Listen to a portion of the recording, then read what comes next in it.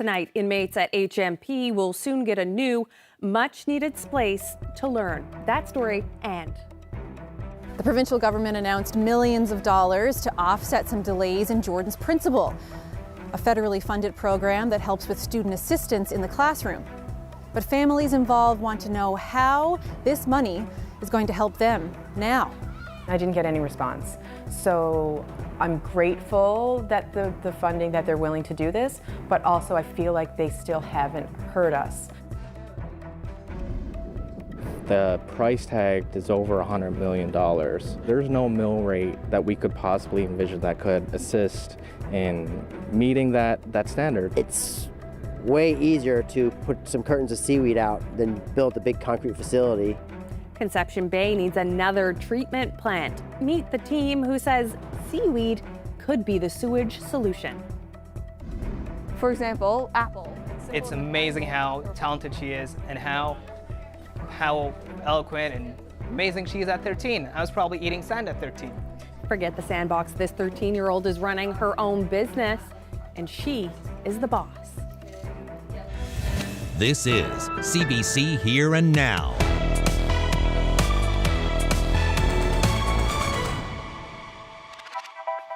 Good evening and welcome to Here and Now. I'm Heather Gillis, filling in for Carolyn Stokes. Our top story now, an update to one we have been following. It's about families struggling to find classroom support for their children with exceptionalities. CBC News discovered funding cutbacks from Ottawa and the province that left some without student assistance. Now the province seems to have found a financial workaround. Colleen Connors has more from Corner Brook. As of today, the provincial government announced that they are putting millions of dollars forward to offset the delays from a federally funded program that helps support students that needed assistance in the classroom. Now, this money will go till the end of the calendar year, so the end of December.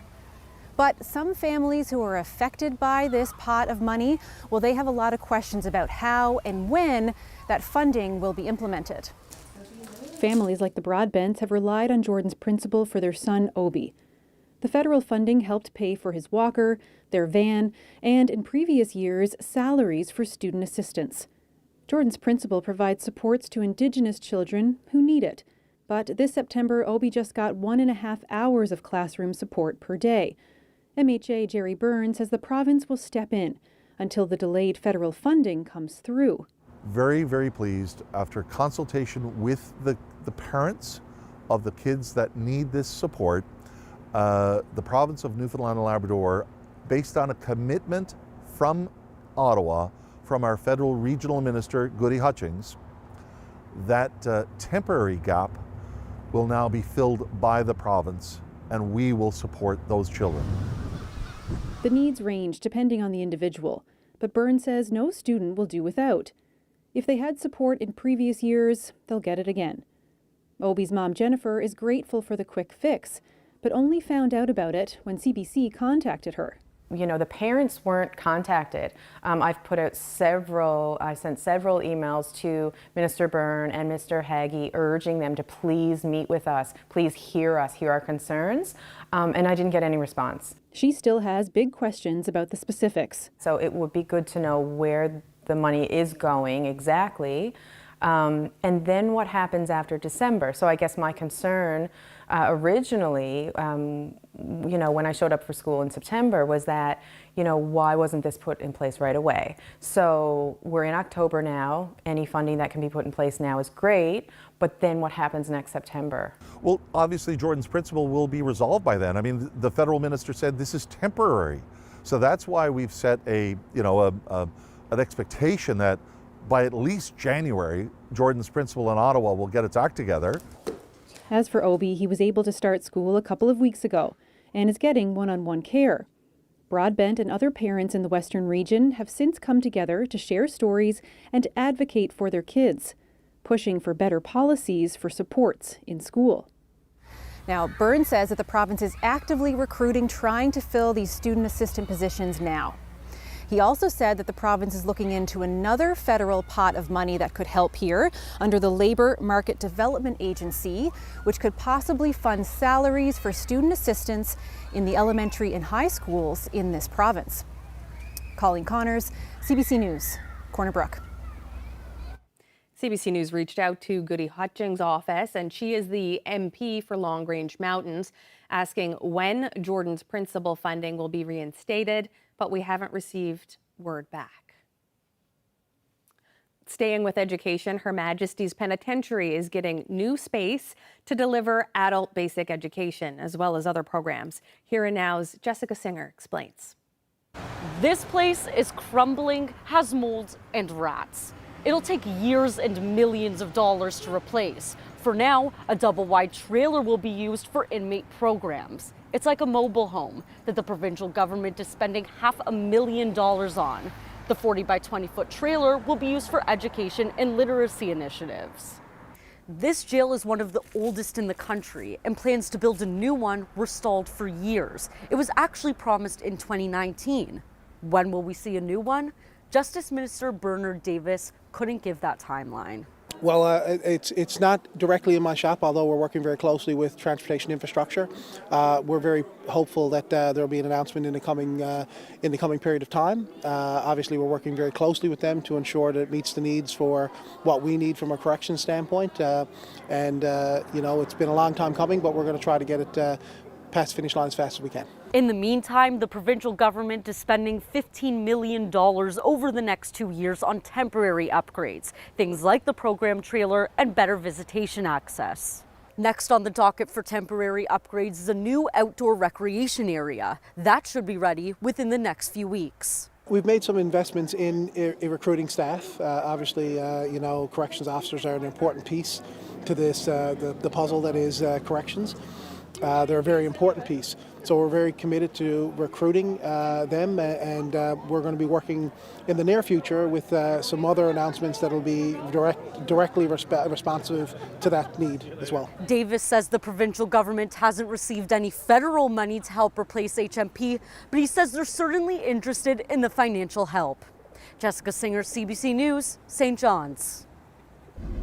I'm Paula Gale, host of the broadcast. We're in Kelligrews, and this is Conception Bay. And out there is an effluent pipe and a bubble. The town of CBS does primary treatment of its sewage, but soon they'll be using seaweed to help filter the wastewater to make this bay a cleaner place for everyone. So seaweed doesn't have roots. It takes up all its nutrients and all the things it needs through its sort of cell walls. So anything that goes through the water column can potentially end up in its tissues. So that includes the nitrogen and the phosphates, the potassium, which is a big piece of what that comes out of the sewage plant would be the nitrogen and the nitrates. It'll basically act like a sponge and take up all those kind of things that's coming out of the sewage or in the water naturally. This is a pilot project, so we're trying to figure out what the scale is and what the rates are, and there's been a lot of kind of modeling studies done. We're fortunate enough to work with the town of CBS and to actually make this a reality and actually test it and see if it is a viable option for this town and potential other towns in Newfoundland and throughout the Atlantic provinces. Yeah, over the past decade, the town has done an incredible amount of work in trying to align our community to be more sustainable, more environmental friendly. We were approached by Holdfast Newfoundland and Labrador, where they were interested in testing a pilot project for seaweed as a way to help treat some of this sewage. And so they have a lab tested product that they were interested in exploring what that would look like in a real life situation. And so they are doing a pilot out in Conception Bay here, and we are certainly interested in the outcome of that for sure. Since the new federal regulations came into place just over a decade ago, we have been working incredibly hard to obtain compliance. And so we are here at our primary treatment plant. All of our lift stations, all of the sewage comes to this facility. In order for us to obtain compliance, we need to construct a secondary treatment facility on this site. The price tag for that is over $100 million. Our annual budget is around $40 million a year. There's no mill rate that we could possibly envision that could assist in meeting that standard. Instead of spending $100 million on building another treatment plant, could seaweed be, if this actually works, could that be the answer to the issue they're facing here, the huge challenge they're facing? Yeah, I mean, again, there's a lot of research to be done, but potentially, yes, like it's way easier to put some curtains of seaweed out than build a big concrete facility. It's a nature-based solution, which is a big thing. Like, why are we always working against nature all the time with building big things? Why don't we use nature to help us sort of bioengineer our way out of this problem?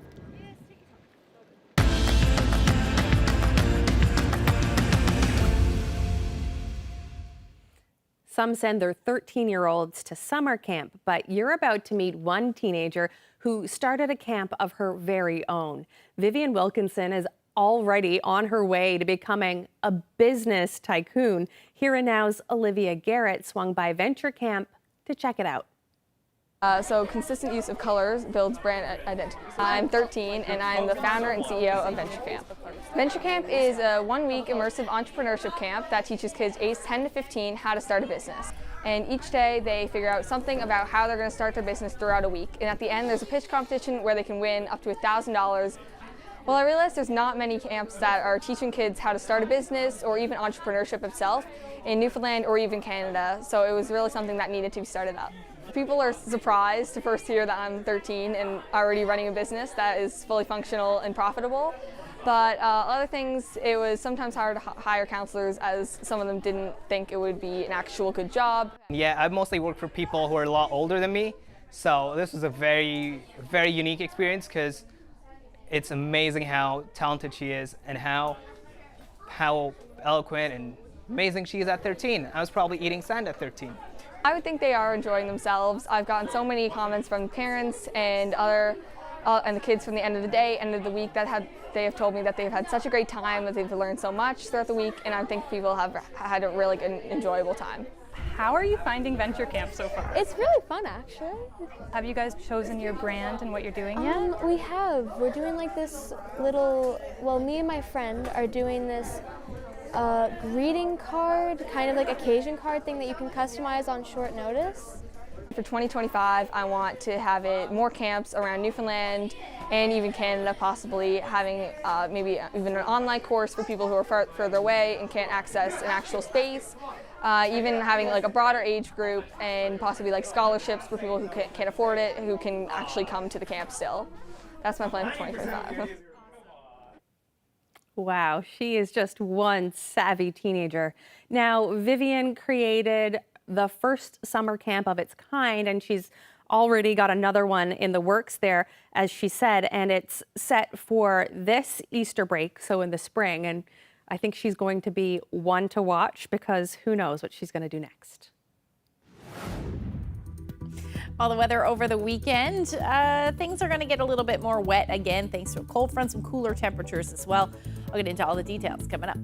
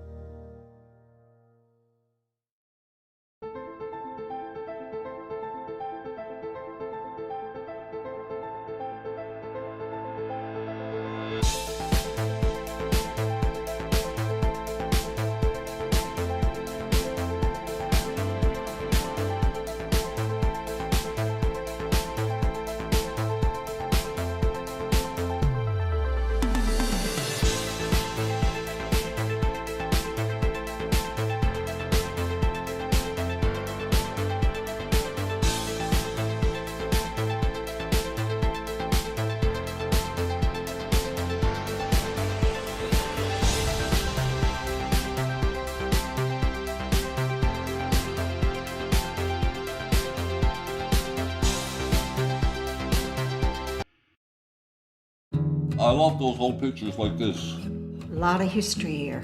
Everybody looks like they were, just posing for the pictures, eh? These are people who made me who I am. Somebody's got to tell the stories.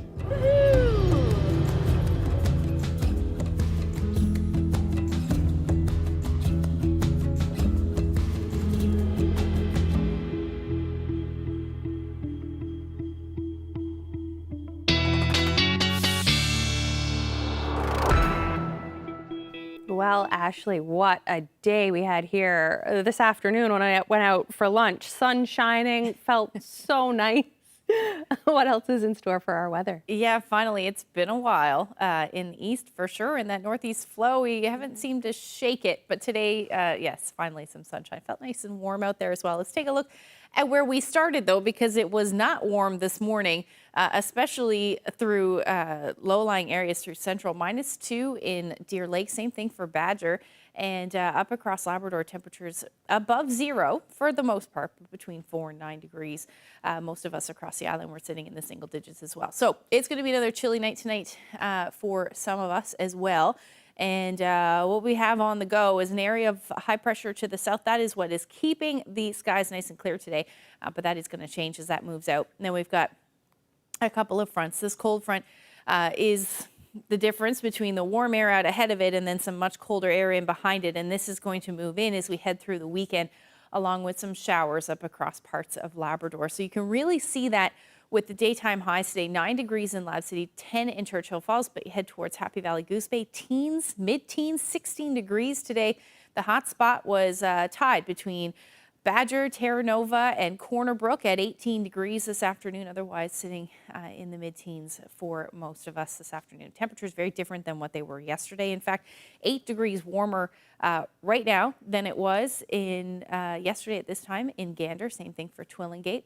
And really the only difference in the temperatures is a little bit below where you were sitting yesterday in Lab City. So taking a look at what's going on with the weather, there is some clouds, especially for the west coast. They are slowly moving east, and we're seeing a few isolated showers associated with that. And then mainly just some cloud cover up across Labrador. As we head through tonight, we're going to continue to see the chance of showers for parts of Labrador, and same thing for the northern peninsula. I think that's the best chance of seeing those showers. And that will be the case along the strait there in southeastern Labrador as well. As we head into tomorrow morning, though, most of us will be seeing those clouds on the increase. So overnight tonight, temperatures definitely chilly up across Labrador. -2 in Lab City tonight, 0 in Happy Valley Goose Bay. You head towards the coast, single digits. And that will be the story across the island as well. Anywhere from 5 to 10 degrees overnight tonight. Winds generally light right across the board, anywhere from 10 to 15 kilometers per hour. As we head into tomorrow, like I said, the first part of the day, well, at least the first part of the morning, we should see some sunshine, but the clouds will thicken up as the day goes on. And then we're likely going to see some showers for the west coast through areas like Green Bay, White Bay, maybe even as far east as Grand Falls, Windsor tomorrow afternoon, and then heading towards the northern peninsula as well as we get into the evening. Better chance of showers for the southwestern corner of the province as we get through the overnight period. But most, say the eastern half of the island, we'll just see cloudy periods. Now, there'll likely be a few peaks of sun in the mix there, but overall it will be a cloudy day. So at least we got the sun today. Up across Labrador, we're still looking at a quiet day, like I said, other than some shower chances along the strait. It should be fairly nice tomorrow afternoon. However, we are going to see that colder air in the mix as well. Now, for as far as the temperatures go for tomorrow, it's actually going to be quite mild. We should reach 15 to 17 degrees across the Avalon tomorrow. Maybe a little warmer around Marystown. And again, maybe some shower chances later in the day. Up across Labrador, through central rather, we are still looking at some cloudy periods through the day. The showers, like I said, may make their way towards Grand Falls, Windsor as we head towards later in the afternoon, but overall daytime highs between 15 and 16 degrees. West Coast, same thing, but your shower chances way more numerous into the afternoon. Same thing for the northern peninsula, but a tad cooler. And southeastern Labrador, 10 to 14 degrees tomorrow with your winds out of the northeast around 20 kilometers per hour. The rest of the of Labrador looking at sun and cloud, but we're still hanging on to those single digits for coastal areas of Labrador. Long range forecast coming up a little later. Thanks, Ashley. St. John's Pride is holding its annual general meeting this weekend. Anyone is welcome to attend the event online or in person at the St. John's Farmers Market. The organization says it's evolving and growing, and the board is hoping people are going to lean in. There's always need for improvement, and I think there's always need for an evolution in what's going on. Like, we had some success this year with introducing the Pride After Dark event. That was something that the organization had never done before. And I think that we've learned different ways and different avenues to make programming that appeal to different groups of people. So you have your club nights, you have your fun run, there's the Pride in the Park event, there's the parade, but then we also introduced intergenerational panels so that people could come and kind of get that storytelling and that historical piece. And I think that's kind of what the organization has to keep focusing on, is how do we reach the broad diversity of our organization and who we represent? And how do we make sure that we're creating programming where people see themselves as part of the Pride organization here and part of the Pride Festival? We've already also seen about 1,800 people killed in Lebanon as a result of the Israeli airstrikes over the last 7 to 10 days. It's no exaggeration to say those Israeli airstrikes are truly historic. Still to come, my conversation with Middle East expert Justin Fantuzzo on the ongoing Israel-Iran conflict.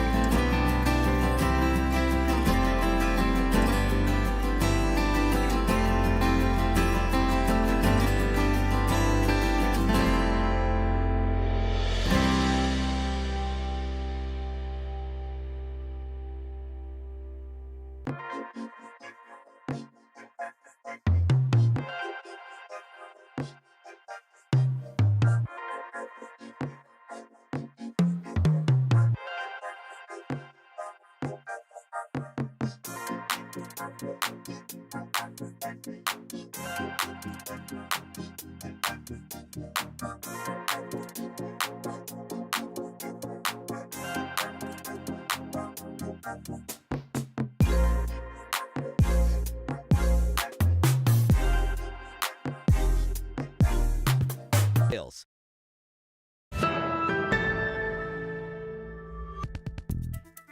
Tensions in the Middle East are continuing to escalate. The Israeli military has ordered further evacuations of southern Lebanon. Meanwhile, Iran has warned Israel of further airstrikes. We're here with Justin Fantuzzo. He is a Middle East expert and a history prof at Memorial University. You're going to help us break it all down. So Justin, thanks for being here with us. Thanks for having me. I'm going to try my best. Okay, so give us a high-level overview of this conflict. What's happening? So as everyone kind of remembers, since last October, this whole situation started out with Hamas's cross-border attack from the Gaza Strip, one of the two Palestinian territories, into southwestern Israel, where they attacked mostly kibbutzim, kind of agricultural communities and settlements along the Israeli-Gaza border. That resulted in about 1,200 Israeli casualties, most of whom were civilians, and that set us off on the last 11 months or so of conflict between Hamas and the Israeli state. So, Justin, we've seen this conflict escalate in the last week or so. How is this all going to affect tensions in the Middle East? So it's going to affect tensions in a very serious way. This is the escalation that most analysts have been hoping we would avoid for the last 11, 12 months, and that's specifically the spillover of the conflict from Gaza, either into southern Lebanon, which we've now seen in the last 7 to 10 days with Israel's incursion to defeat Hezbollah, or the more worrisome outcome, the more worst case scenario, has been that direct confrontation between Iran and Israel. And with any war, with any conflict, of course, there are human beings caught in the middle. There are civilians caught in the middle. And we saw in Gaza the desperate situation when it came to humanitarian need. What is this going to do for people? Everyday people in this region? Well, in the case of Gaza, we already know that the death count has risen to about 42,000 now. I mean, an almost unbelievable number. How many of those are Hamas fighters? How many of those are radicals? We don't know because the numbers are very hard to pin down. But it's safe to say too many civilians have been casualties in the conflict in Gaza. We've already also seen about 1,800 people killed in Lebanon as a result of the Israeli airstrikes over the last 7 to 10 days. It's no exaggeration to say those Israeli airstrikes are truly historic. The intensity, the scale, the number, nothing quite like this has been done in the modern era. The big concern, of course, is what will happen to civilians if there's a direct confrontation between Israel and Iran. We've already seen how effective the Israelis and their allies can be at shooting down the Iranian missile attacks. But if one of those gets through and it hits a dense urban populated area, there can be massive damage and civilian loss of life. What do you think the likelihood of a direct conflict with Israel and Iran is? I think it's possible. But it's really going to depend on how Israel responds, I think, in the next few days. So the Iranian missile attack that took place earlier this week, almost certainly the Israelis are going to respond this time more forcefully than they did in April, and that will, of course, result in an Iranian response, and we'll kind of see where we go from there. And we can see some of the images of the conflict playing out there just over your shoulder. Where do you think things are going to go now over the weekend? Where I hope they'll go, I hope that there will be enough pressure put on Hezbollah by the Israeli Defense Forces, the IDF, to at least negotiate some kind of ceasefire there, maybe a pulling back of Hezbollah's fighters further from the Israeli border, and Israel does not engage in any kind of long-term occupation. I think the issue with Hamas, that's going to continue to be drawn out over the next probably 6 to 12 months. There's no room really for negotiation there, I think, anymore, unless some of the region's more moderate Arab partners get involved.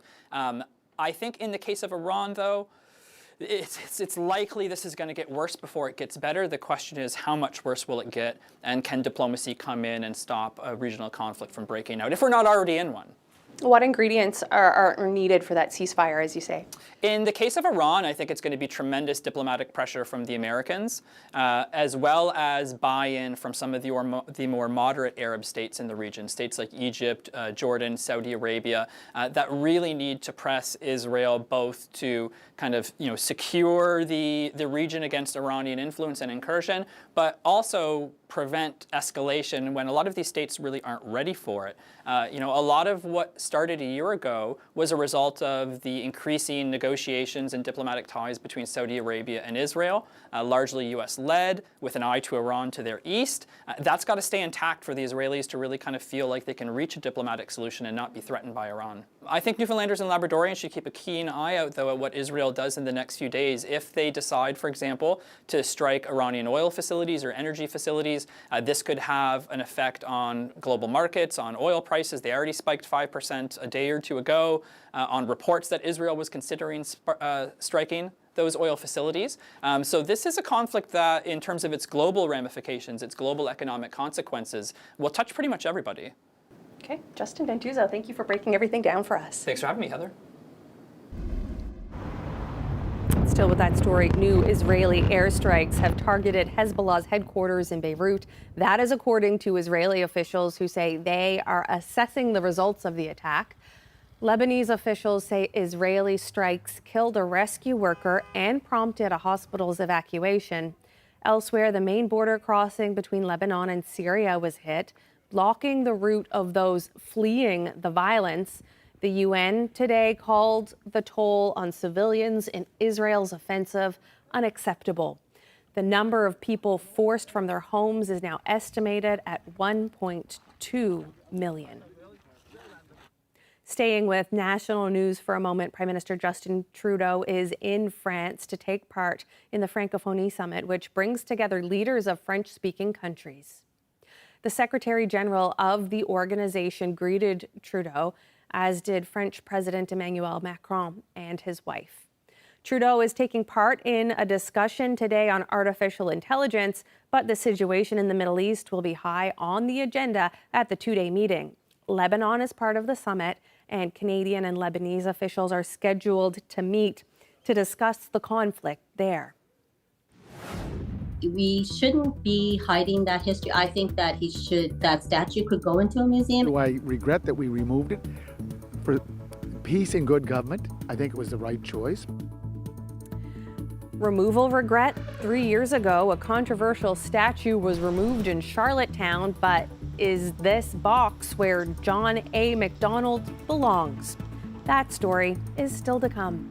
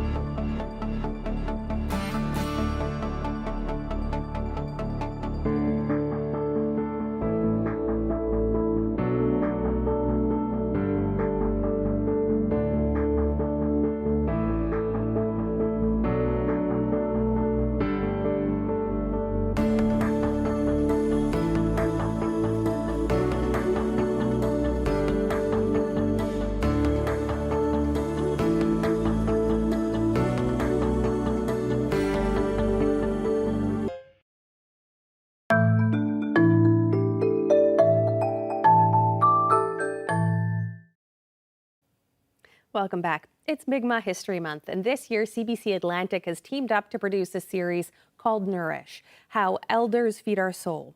Over the next few weeks, we'll be hearing from folks across the region about an elder in their life through a love letter that they've written. And it's part one of the series starts with Natasha Martin Mitchell. She wrote a letter to her late auntie, Patsy Gray.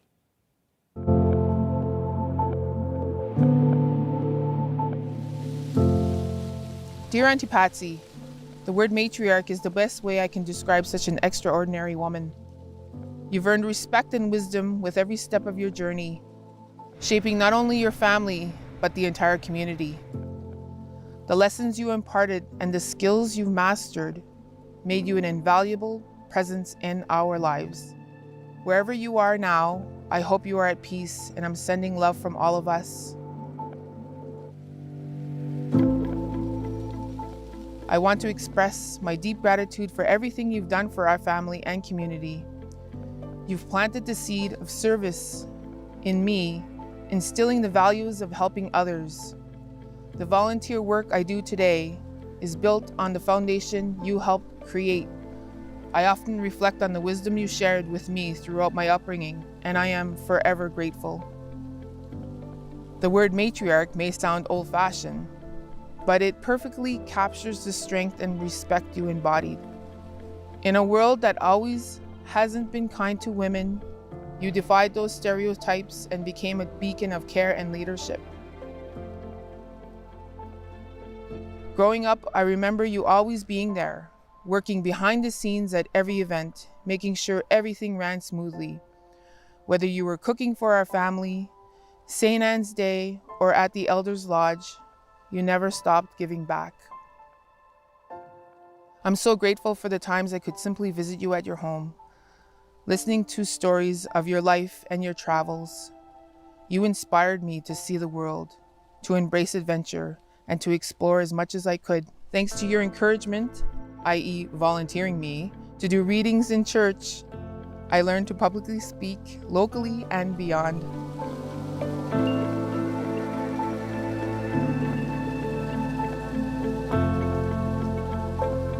Your laughter was infectious and your spark contagious. You are missed beyond words. Willalan, thank you for paving the way and creating a legacy for future generations of women and girls to carry forward. Kasalo.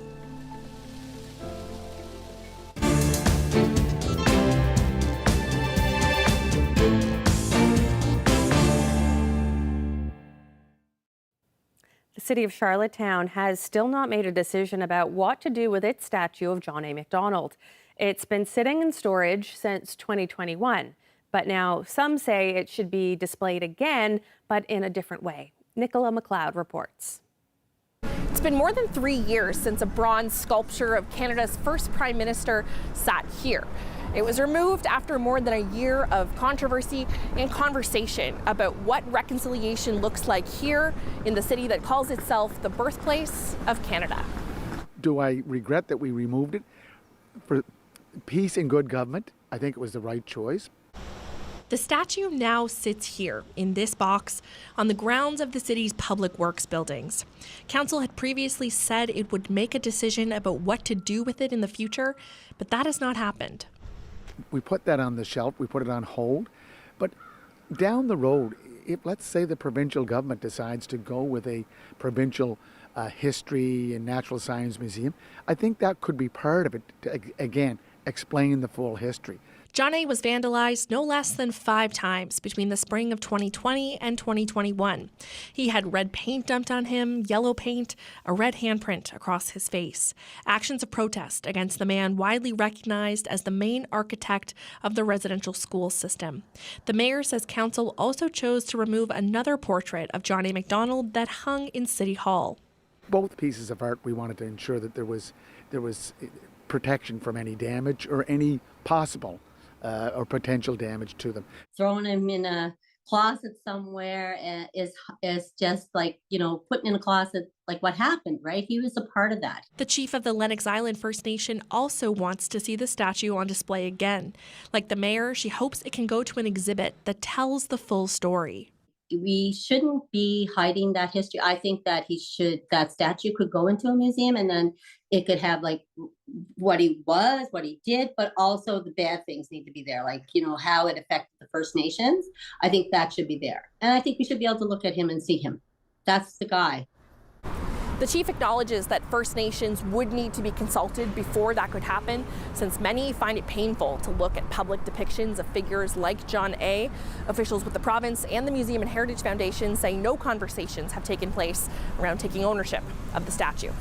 Nicola McLeod, CBC News, Charlottetown. Staying in Atlantic Canada for a moment, fertility rates in this part of the country were among the lowest in Canada last year. New data from Statistics Canada shows Nova Scotia, Newfoundland and Labrador, and PEI had the third, fourth, and fifth lowest fertility rates among the provinces and territories in 2023.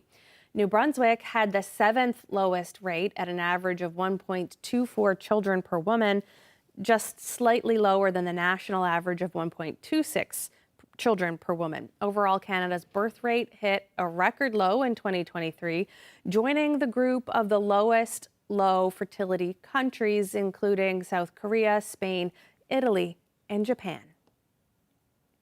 To Montreal now, where police have launched an investigation into a fire in a century-old building that left at least 2 people dead and others injured. Flames ripped through the building in the city's historic district. About 125 firefighters were dispatched to the 3-story building. It had a hostel on the upper floors and a restaurant on the ground floor where the fire started early this morning. Dozens of local residents were forced from their homes and received Red Cross assistance. Police say the fire is suspicious and the building is under the same ownership that was the scene of another fatal fire in Old Montreal last year. To the U.S. now, President Joe Biden says today Israel has not concluded how to respond to the attack from Iran on Tuesday, but he said he'd be thinking of alternatives to striking Iranian oil fields. Earlier this week, he said he's against Israel going after Iranian nuclear facilities as well. A reporter asked Biden if Israeli leader Benjamin Netanyahu is not signing on to a peace deal in order to influence the upcoming American election. Here's how he answered. No administration has helped Israel more than I have. None. None. None. And I think Bibi should remember that. And whether he's trying to influence the election or not, I don't know, but I'm not counting on that. Meanwhile, developers in Switzerland are creating a robotic system that aims to make the process of building a home more sustainable. It's called impact printing. The robot shoots lumps of building material. The lumps bond together on impact and gradually form a wall 3 meters high. No cement is required and no mold, which usually holds concrete in shape while it dries. The material used in the process ideally comes from an excavation site where the home is to be built, and it uses a minimal amount of additives such as silt and clay. We'll be right back. Stay with us.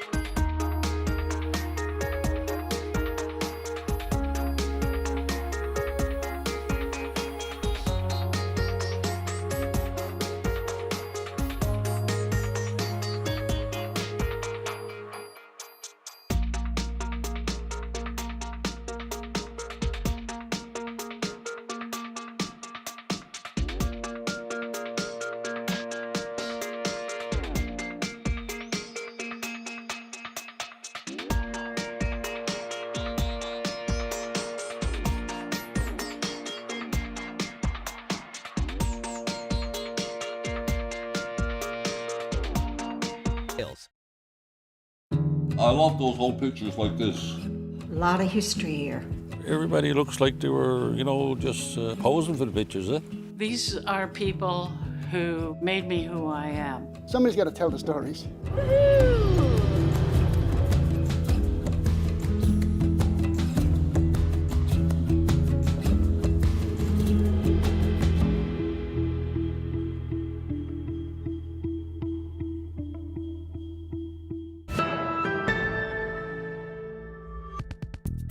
Time now to bring some special greetings to some special viewers, starting with Cyril and Louise Downey of O'Donnell St. Mary's Bay, celebrating their 50th wedding anniversary. That was on Saturday.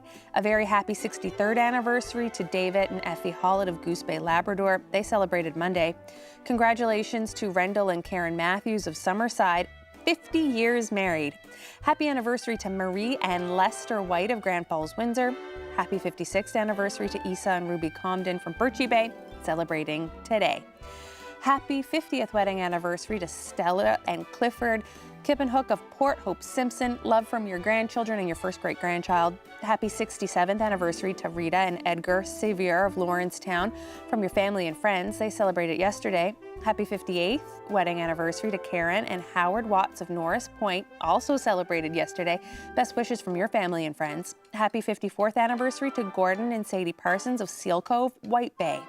Happy 65th wedding anniversary this Monday to Matthew and Sarah Fudge, formerly of McCallum, now in St. John's. Anniversary greetings to Elsie and Rex Short of Roberts Arms, celebrating 59 years of love. That was on the 1st. Happy 55th anniversary to Dawn and Winnie Piercy this Thursday of Norman's Cove. Greetings from your children, your grandchildren, and your great-grandchildren. Happy 50th anniversary to Jim and Margaret Foley of Grand Falls, Windsor, celebrating Saturday.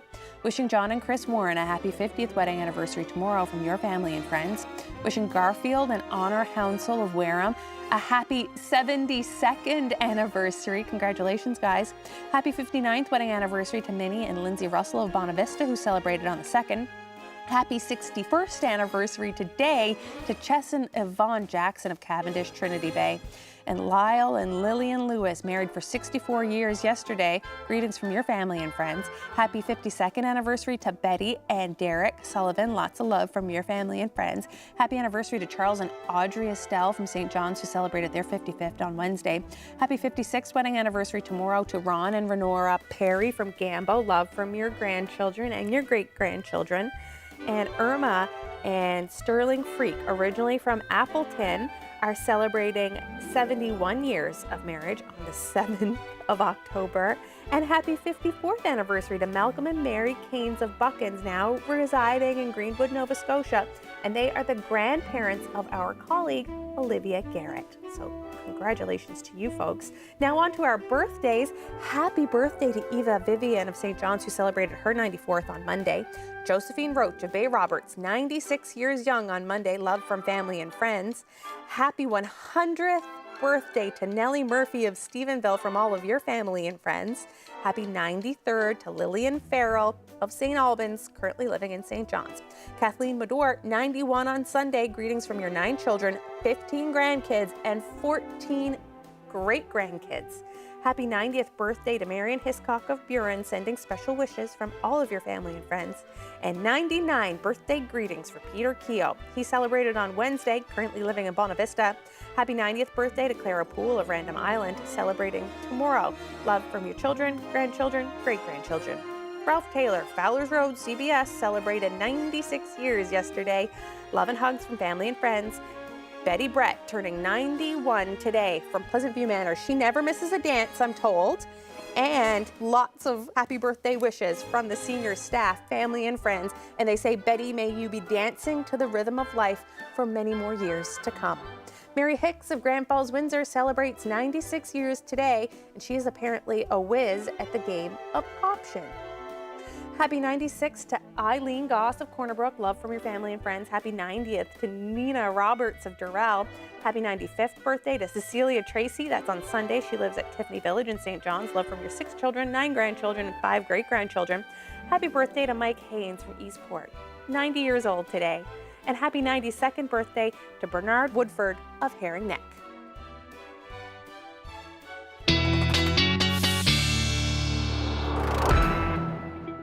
And Ashley, before we get to the weather, we had some really big milestones there. People married for more than 70 years. So congratulations, isn't it? It is, yeah. Congratulations to all of you. And Ashley, I've noticed as well, like when I go outside the house now, it certainly is fall, isn't it? With all of the leaves, they're orange They're and changing. red. It's really feeling like October now, isn't it? It certainly is. And they're falling. I've definitely noticed that. The leaves are on the ground now. We're going to get a lot more of that, especially tomorrow. We got some cool temperatures to start the day, warmer temperatures in the afternoon. That is a recipe for some fall colors. Let's take a look at what's going on as we head through the afternoon. So we will see clouds on the increase as the day goes on. Temperatures will generally be in the teens across the island, mid to upper teens, maybe a little cooler for the northern peninsula. Again, the best chance of showers will be essentially for the west coast, northern peninsula, towards Green Bay, White Bay, and maybe even towards central as we head into late afternoon. Across Labrador, you were looking at your temperatures in the single digits, around 9 degrees for Nain. Otherwise, temperatures will sit between 10 to 14 degrees across Labrador with some sunshine in the mix. Again, though, along the strait, you're still looking at that chance of some showers. So that will continue as we head into the evening hours and then overnight as well as our winds shift again to more onshore flow as we head into Sunday. So some better chances of some cloud cover, definitely some cloud cover, I should say, but the better chances of some showers for eastern areas of the island along the south coast, and then eventually along the northeast coast of the island as well.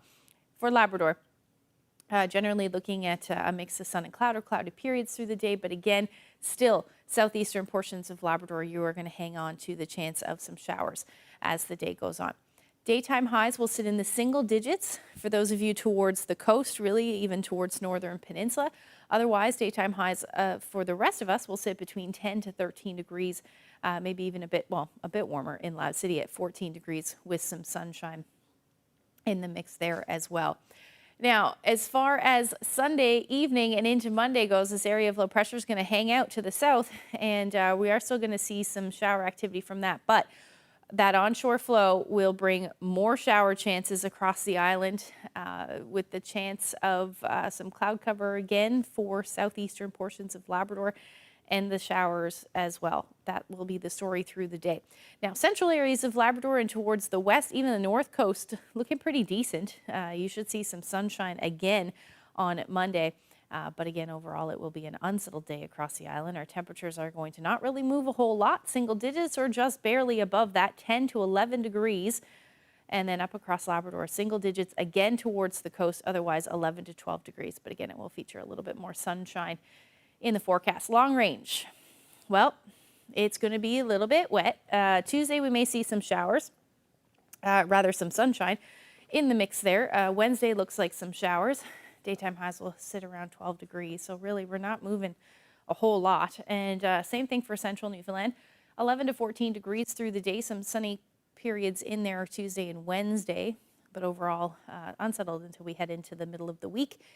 And that will be the story for western Newfoundland as well, a little 10 to 13 degrees. Overnight lows warming a tad, though, as we get to the middle of the week. And then for Labrador, you're looking at daytime highs anywhere from 9 to 13 degrees. Pretty nice stretch of weather. Well, decent stretch of weather, I should say. And same thing for western Labrador as far as that temperature range goes into Monday. But Tuesday and Wednesday, temperatures will drop. And you're also looking at the chances of some showers. Our weather photo of the day is of Ned's Pond. That is in Stephenville. Just right there. Take a look at that shot. Isn't that nice? That is so nice. Very cool. How reflective. Calm evening. I love when you can see the clouds in the water. Frankie shared this great shot with us. And if you have any that you would like to share with us, you can do that by sending them to my Facebook page or email them to nlphotos@cbc.ca. Frankie, you've got an eye. That's a great photo there. Yeah. And Ashley, what I see from your 5-day forecast there is if you're on the island, it looks like you probably won't get an opportunity to go out and rake up all of those fall leaves. Not yet. Anytime soon. Not yet. Anyway, that is our show for this evening. Good night. Good night.